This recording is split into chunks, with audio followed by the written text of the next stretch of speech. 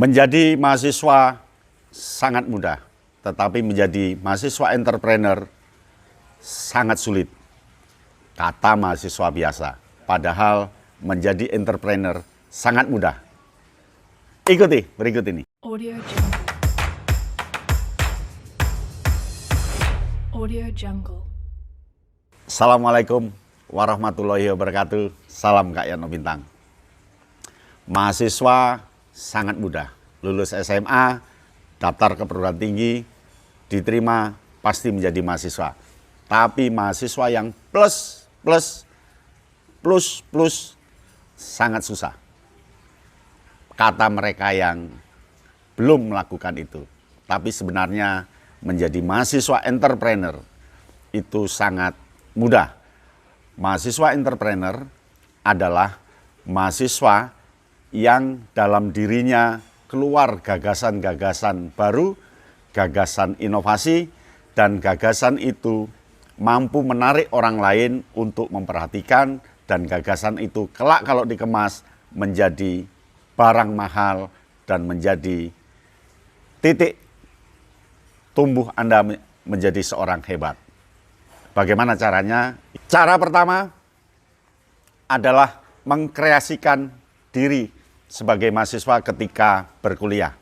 Yang dimaksud mengkreasikan diri adalah ketika menerima materi dari dosen, cobalah dikreasikan ke dalam bentuk peta pikiran, lalu kreasikan ke dalam bentuk lagu, kreasikan lagi ke dalam bentuk puisi, yang lagu puisi isinya tentang mata kuliah itu, dan ke dalam bentuk praktek nyata, kemudian coba tuangkan ke dalam kertas kerja. Itu awal dari sebuah entrepreneur. Entrepreneur yang pertama adalah mengkreasikan diri. Dari mengkreasikan diri itu muncul inisiatif, muncul gagasan nakal dari seorang mahasiswa. Jadi kreatif itu modal menjadi mahasiswa entrepreneur. Kreatif jangan dibayangkan susah. Kreatif itu cukup sederhana, mengubah bentuk, mengubah cara, mengubah gagasan, dan menambahi, mengurangi, bahkan mengganti. Itu dunia kreatif. Yang pertama itu. Yang kedua, terus-menerus melakukan hal-hal baru yang unik, yang orang lain kadang menjelekkan kita, orang lain tidak percaya pada kita. Contoh, lihat kursi, Anda langsung membayangkan bagaimana kursi itu kalau bisa satu kaki saja. Bagaimana kursi itu ada remote-nya. Bagaimana kursi itu di dalam rangsel, jadi kita kemana-mana tinggal buka, pencet, dan sangat ringan. Itu awal dari mahasiswa entrepreneur. Berani mencoba. Berani mencoba itu mengasihkan. Berani mencoba itu dasarnya adalah yakin dan percaya diri, tidak tersinggung, tidak marah ketika orang lain mengejek Anda. Ingat, orang hebat selalu berangkat dari diejek karena hasilnya. Andai nggak ada hasil, nggak mungkin diejek.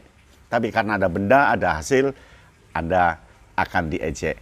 Mungkin dari batu yang Anda gambari, tunjukkan ke orang lain. Mungkin dari gagasan, dari kotak yang isinya mata kuliah, dan seterusnya lah. Itu dari sering mencoba. Jadi yang pertama kreatif, yang kedua sering mencoba. Nah, yang ketiga, komunikasi kepada siapapun. Kalau Anda seorang entrepreneur, lalu beri bukti. Omongkan ke orang lain, saya punya gagasan ini. Dia percaya, asik, nggak percaya juga asik. Karena nggak percaya itu modal kita untuk memperbaiki mengapa sampai tidak percaya. Jadi yang ketiga, kita harus komunikasi pada orang lain, bangun jaringan. Seorang entrepreneur jaringannya pasti banyak. Seorang entrepreneur kekuatan membangun relasi, membangun orang lain supaya kenal kita itu banyak. Ingat, orang yang berhasil dia pasti punya jaringan yang bagus. Ya.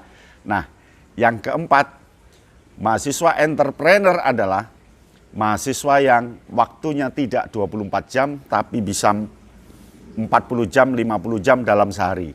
Maksudnya ketika mahasiswa lain nyantai, Anda meluangkan waktu itu. Ketika mahasiswa lain tidur, Anda bisa mencoba di laptop berpikir sesuatu. Jadi harus selangkah lebih maju, selangkah lebih hebat dari yang lainnya. Jadi dia harus punya banyak waktu. Meskipun waktunya hanya 24 jam, bagi seorang entrepreneur, waktu itu bisa ratusan jam dalam sehari. Begitu? Nah, yang kelima, ini yang paling penting adalah yakinkan dirimu menjadi seorang entrepreneur. Ketika orang yakin dirinya menjadi seorang entrepreneur, maka dia akan menjadi entrepreneur. Jadi afirmasikan dalam diri Anda bahwa saya seorang entrepreneur, saya seorang entrepreneur, saya seorang entrepreneur. Maka Anda akan menjadi seorang entrepreneur. Itu mengafirmasi, mempengaruhi diri sendiri untuk membesarkan menjadi seorang entrepreneur. Gitu ya, yang kelima. Nah, yang keenam, banyak jalan menuju Roma. Sedikit demi sedikit, lama-lama menjadi bukit. Artinya yakinlah bahwa jalan panjang masih ada, ikuti jalan itu. Ingat, lari 1000 meter pasti diawali oleh satu langkah. Sedikit demi sedikit, lama-lama akan menjadi bukit. Dan banyak jalan menuju Roma. Artinya Anda harus selalu gigih, terus melakukan, tidak kenal lelah, tidak kenal putus asa. Apa guna keluh kesah? Tidak perlu kita sambat, kita mengeluh dengan tantangan. Jalan terus, sedikit demi sedikit, lama-lama menjadi bukit. 1000 langkah pasti diawali oleh satu langkah. Dan banyak jalan menuju Roma. Itu yang keenam, ya. Nah, yang ketujuh, kita berada di dunia ini bukan manusia yang pertama. Masih ada manusia-manusia lain yang mengawali kita. Artinya dia adalah seorang guru. Maka yang ketujuh, bergurulah pada mereka yang sudah menjadi entrepreneur.